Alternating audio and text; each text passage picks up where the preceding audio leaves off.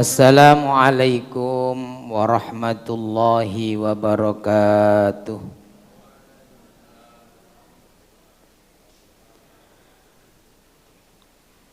Bismillahirrahmanirrahim. Alhamdulillahi rabbil alamin. Wassalatu wassalamu ala sayyidina wa maulana Muhammadin wa ala alihi wa sahbihi ajma'in, amma ba'du. Para hadirin, para jamaah rahimakumullah.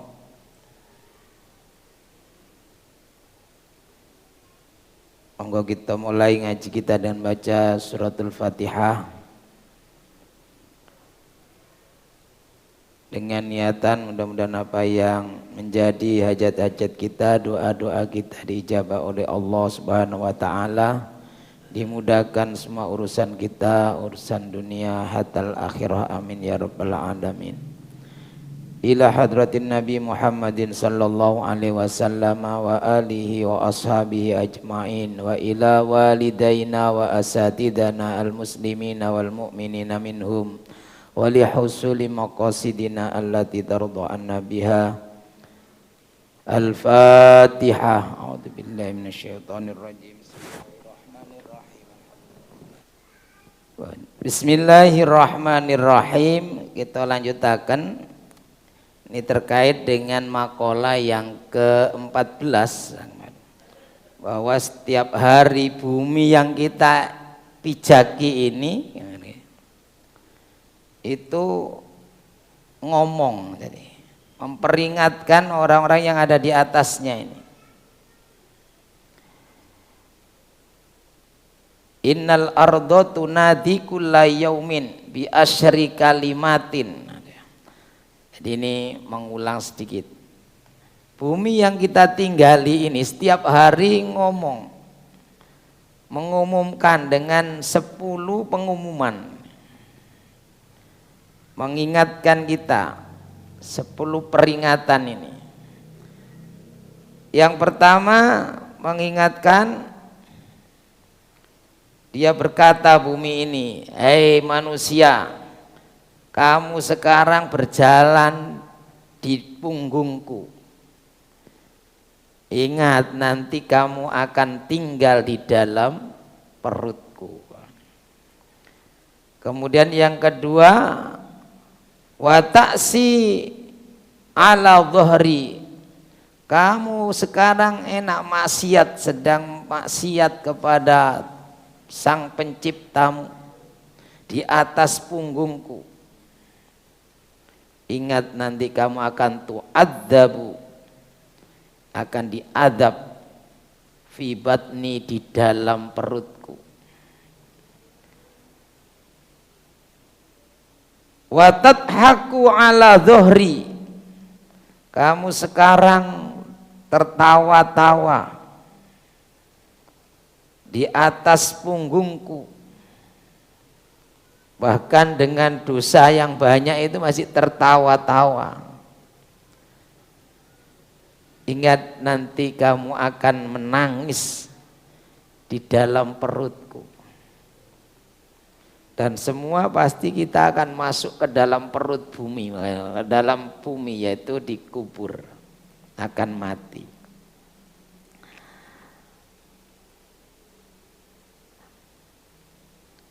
Wa tafrahu ala dhuhri wa tahzanu fi batni.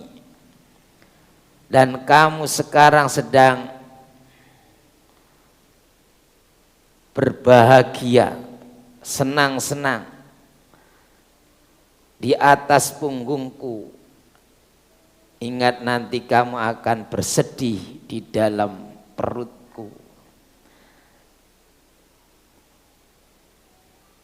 Jadi tafrahu itu dalam Al-Quran banyak beberapa makna. Ada yang artinya kesombongan, dari kata dasar yang sama, dari kata faroha. Misalnya dalam Al-Quran itu Allah berfirman, innallaha la yuhibbul farihin. Sesungguhnya Allah tidak senang kepada orang yang bukan orang yang bersenang, enggak, tapi orang yang menyombongkan diri, membangga-banggakan dirinya.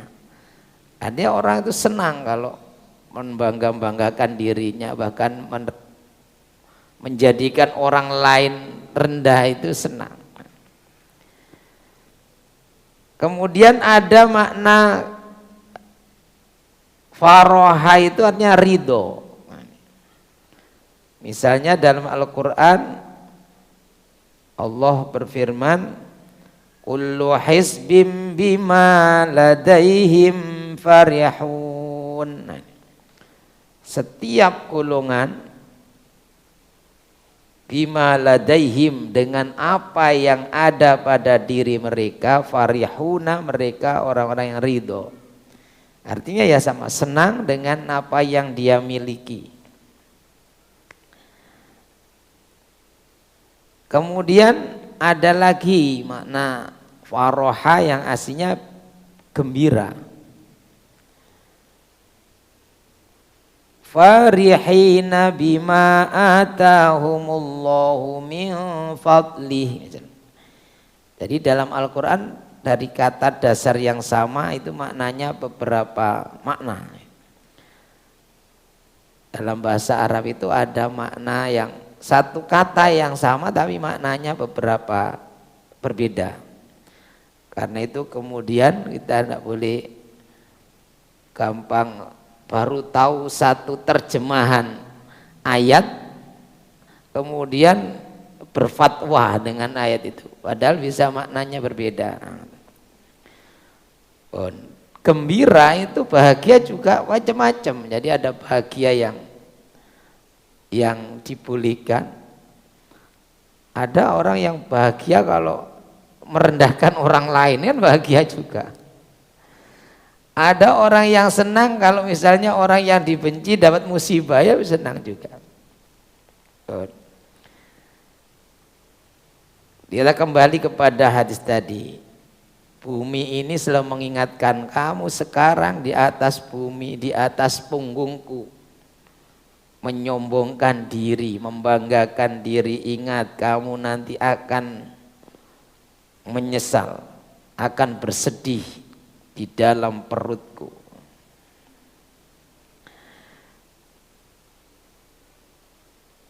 Kemudian bumi itu menyeru, wa tajma'ul mala ala dhuhri. Kamu sekarang sedang mengumpulkan harta ala dhuhri, di atas punggungku. Kamu bahkan tidak hanya mengumpulkan numpuk-numpuk, bahkan lupa kalau dalam harta itu ada yang harus dibagikan, ada yang harus dinafkahkan atau diinfakkan, disodakohkan.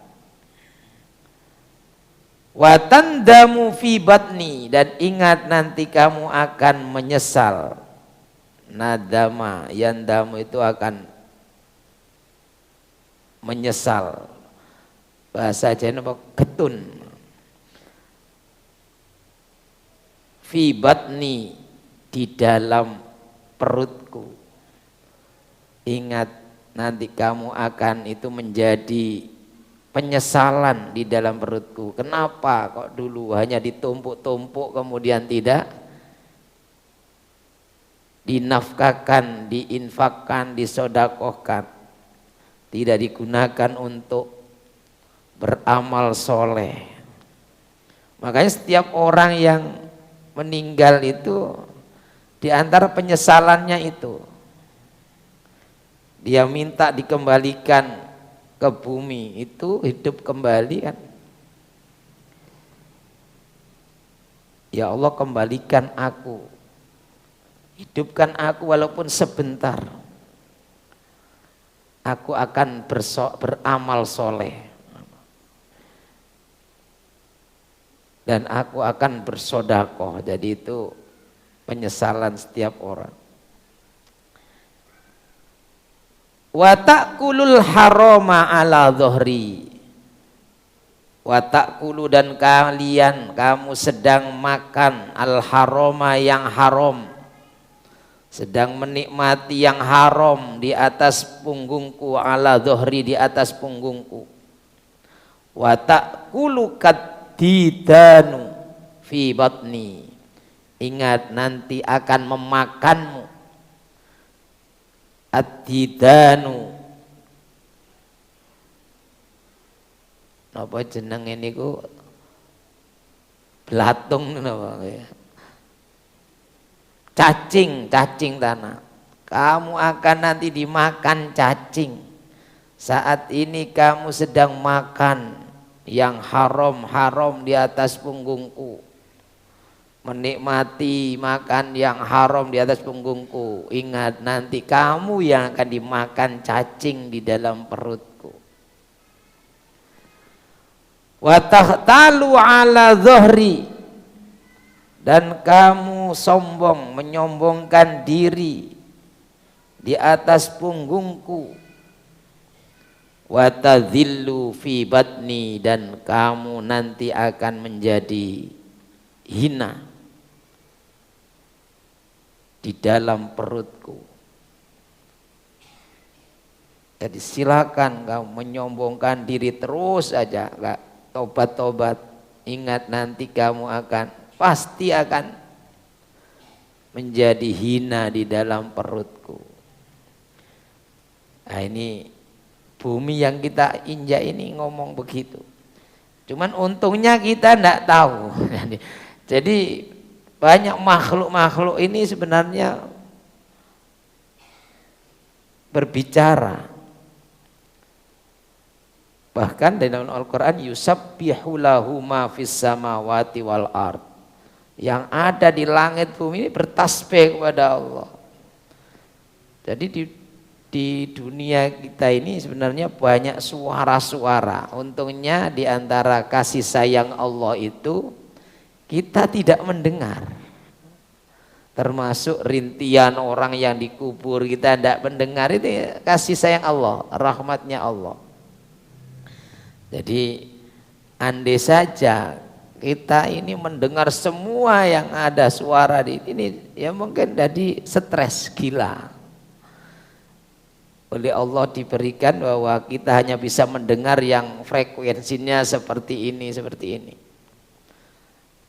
Misalnya dalam Al-Quran Nabi Sulaiman bisa mendengar semut berbicara. Wahai para kelompok semut ini, wahai kaum semut, masuklah kamu ke dalam lubang. Nanti terinjak oleh pasukannya Sulaiman. Sulaiman tidak mendengar, dia tidak merasa menginjak-injak karena kecil. Nah, itu instruksinya apa? Raja semut kepada anak buahnya. Nabi Sulaiman yang bisa mendengar, tersenyum Nabi Sulaiman. Bahkan mungkin makhluk-makhluk yang lain, binatang atau pohon bahkan bisa bicara, tapi kita yang terdengar hanya yang frekuensinya yang sudah ditentukan oleh Allah, dan ini adalah bagian dari rahmatnya Allah. Karena kalau tidak, ini bisa itu tadi, kita jadi gila. Jadi dulu ada, kalau nyenengan dulu kan di sini ada yang ngaji sore nih, ada almarhum Pak Dirman, Pak Bardan, ada lagi, ada Pak Agus dulu namanya, yang pelukis nih. Beliau bercerita bisa mendengar, jadi ada apa gitu ya, benda itu membisikkan kepada dirinya. Untung ceritanya tanggulo, tadi kemudian saya ini luruskan. Karena dia mendengar itu kemudian cerita kepada yang lain, akhirnya ya halu, masuk dia ke menur 3 kali kan. Nah ini karena bisa jadi itu benar, bisa jadi oleh Allah dibukakan itu. Makanya kemudian waktu itu kan ngaji, temut ngaji, tapi sudah masuk menur 3 kali. Oh nek kepireng napa-napa mboten usah cerita wong liya, cerita teng kula. Akhirnya ngaji nih Pak.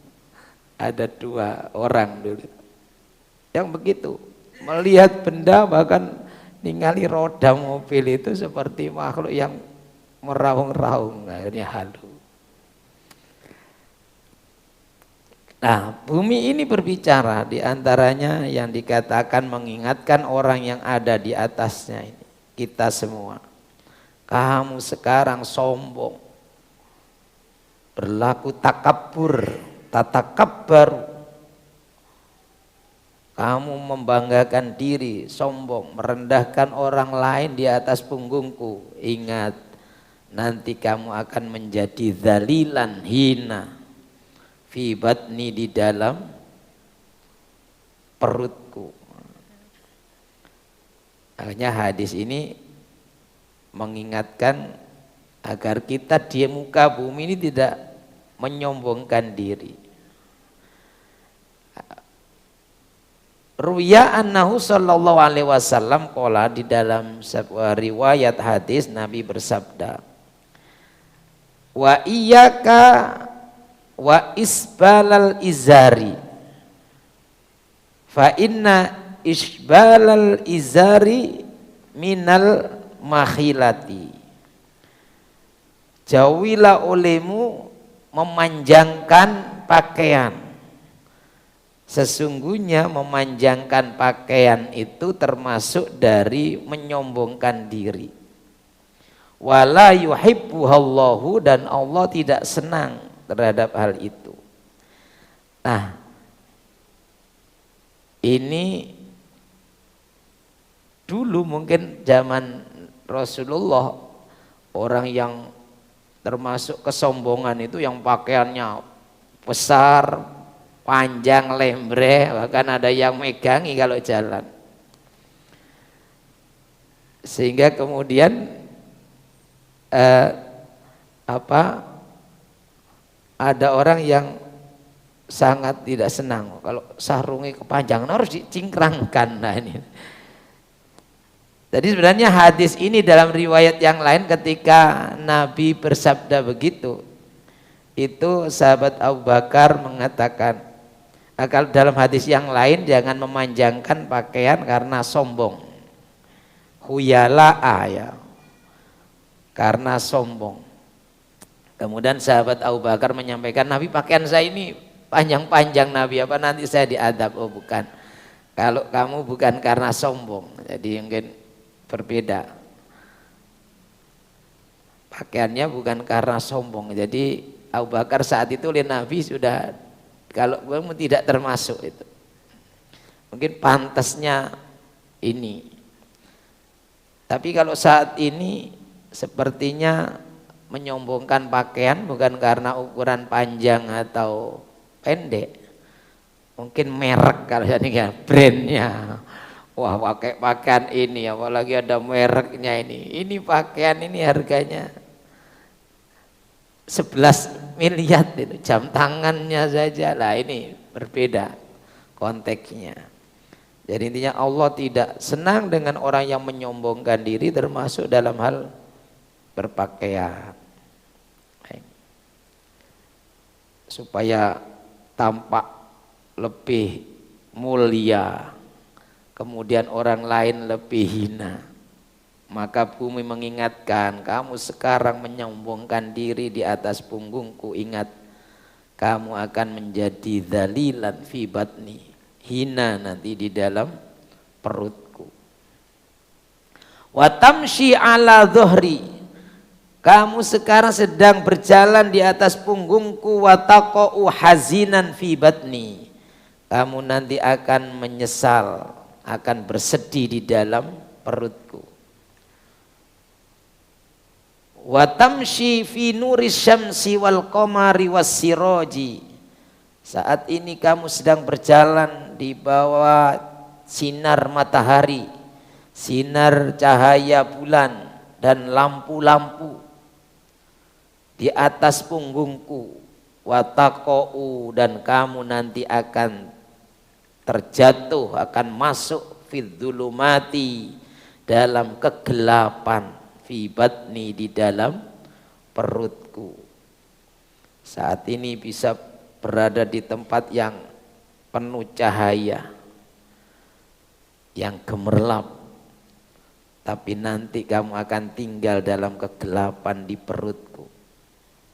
Wa tamshi alal majami'i ala dhuhri, kamu sekarang sedang berjalan ke tempat-tempat keramaian, berkumpulnya banyak orang, supaya semakin banyak dapat pujian mungkin. Wa taqa'u wahidan fi batni, dan ingat nanti kamu akan tinggal sendirian dalam kesunyian, dalam kesendirian, kegelapan di dalam perutku. Jadi ini bumi ini selalu mengingatkan kita sebenarnya agar kita berjalan di bumi ini dengan mengikuti aturannya pemilik bumi. Karena kalau tidak, oh ini tadi inting-inting ini. Maka orang-orang yang berjalan di muka bumi dengan mengagungkan Allah, selalu berzikir, bersyukur kepada Allah, bumi ini ridho, akan menyambut dengan, nanti akan melapangkan dirinya, sehingga orang yang masuk ke dalam perut bumi ini akan terasa luas sepanjang mata memandang, meskipun hanya setengah meter lebarnya. Tapi kalau orang yang tinggal di atas bumi ini penuh dengan dosa, kemungkaran, kemaksiatan dilakukan di muka bumi, maka bumi ini akan semakin sempit menghimpit dia.